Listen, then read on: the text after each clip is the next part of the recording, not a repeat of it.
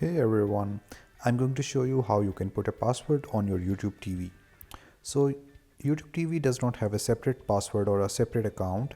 It is linked with your Google account. So for example, this one here, this is linked with my Google account. And if I go to the settings of my YouTube TV, I will not see any settings related to my YouTube TV account, but only the settings related to the YouTube TV. So if I want to change any of my account settings, I have to change my Google account settings. So if I want to change the password, I have to change my Google account password.